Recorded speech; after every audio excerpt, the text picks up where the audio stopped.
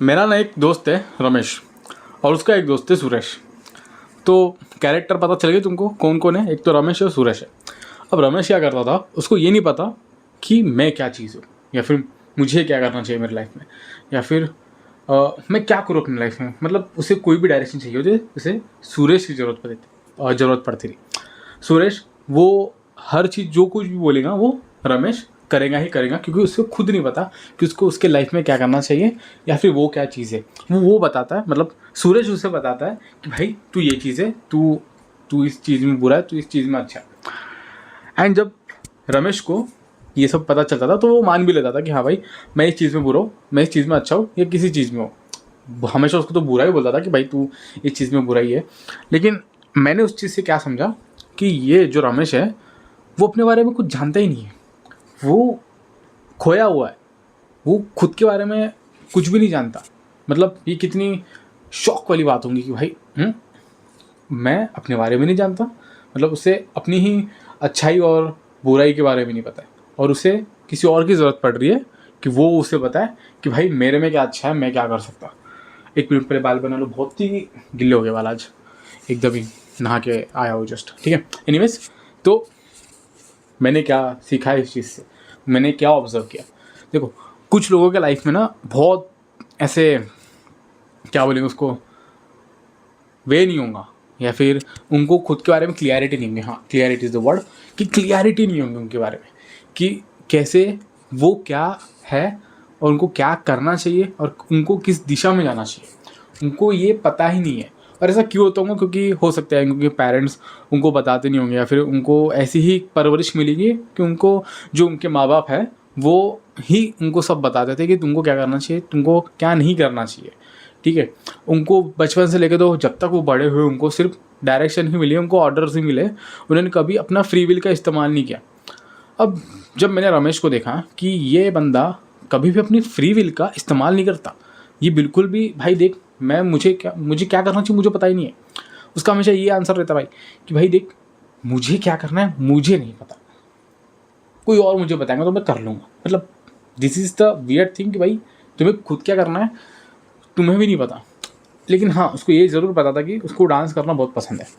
तो मैंने उससे बोला कि भाई देख तू डांस में बहुत अच्छा है, तू डांस कर ले, है ना। तू डांस तो अच्छा कर ही सकता है ना, तो सीख जा कहीं, है ना, कहीं सिखा ले डांस। क्या पता तेरा खुद का वर्कशॉप हो डांस का, तो तू शायद उसमें कुछ कर लेता। लेकिन उसको ये नहीं पता था कि क्या मैं डांस में इतना भी अच्छा हूँ कि मैं खुद की वर्कशॉप खोल सकता हूँ डांस की। तब तब वो सुरेश को पूछता है कि सुरेश उसको बताता है कि भाई देख तू डांस में इतना भी अच्छा नहीं कि तू वर्कशॉप खोल पाए, इससे अच्छा तू गवर्नमेंट एग्जाम की तैयारी कर। एंड देन वो गवर्नमेंट एग्जाम की तैयारी करने लग रहा है, और मुझे नहीं पता उसका लगेगा कि नहीं लगेगा, क्योंकि सबको पता है कि गवर्नमेंट एग्ज़ाम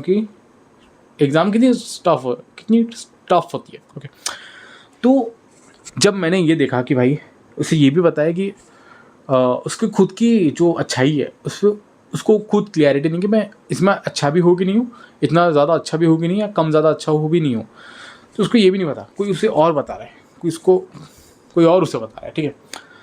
तो ये जब मैंने समझा कि मतलब लोगों की लाइफ इतनी मिजरेबल हो सकती है कि उनको किसी और की ज़रूरत पड़ रही है कि वो क्या चीज़ है।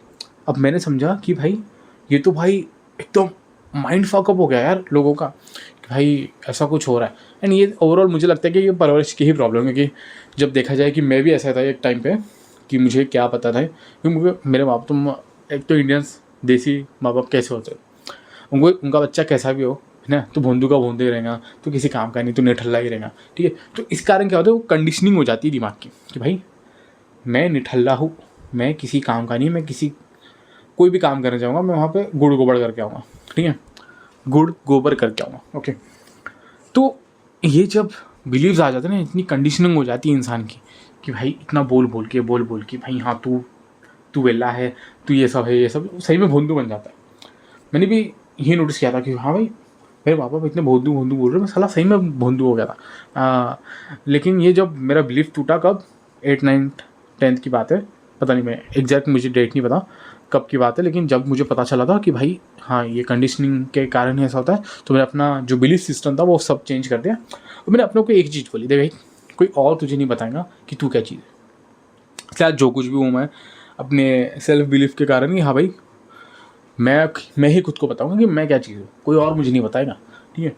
तो मैं ये बताने की कोशिश कर रहा हूँ तुम लोगों को कि अपने ऊपर सेल्फ बिलीफ रखना, कि तुम खुद को नहीं पता, कि तुम्हें खुद को नहीं पता कि तुम्हें क्या करना चाहिए अपने लाइफ में। अगर तुम्हें ये नहीं पता कि मेरी अच्छाई क्या है, मेरी बुराई क्या है, तो तुम बहुत मिजरेबल स्पेस में हो। क्योंकि अगर देखा जाए तो दुनिया में वही लोग जीते जिनको क्लियरिटी हो खुद के बारे में। अगर जिनको क्लियरिटी नहीं, क्योंकि देखना आज भी लोग वही फंसे। अभी भी देखना कुछ लोग गवर्नमेंट एग्जाम में फंसे, उनको ये नहीं पता कि मुझे क्या चाहिए मेरे लाइफ में, मुझे किस में खुशी मिलेगी। वो ये चाहते नहीं कि भाई मैं जाके भी देखूँ एक बार, क्योंकि उनकी कंडीशनिंग ही इस तरीके से होगी कि उन्होंने कभी फ्री विल क्या होता है ये पता ही नहीं, ये उन्हें एक्सपीरियंस ही नहीं किया कभी कि फ्री विल क्या होता है, इसलिए वो फंस चुके हैं। अभी भी देखना बहुत से 30-30 साल के हो गए लोग, अभी भी गवर्नमेंट एग्जाम के पीछे पड़े, भले कुछ चपरासी की जॉब क्यों ना मिले।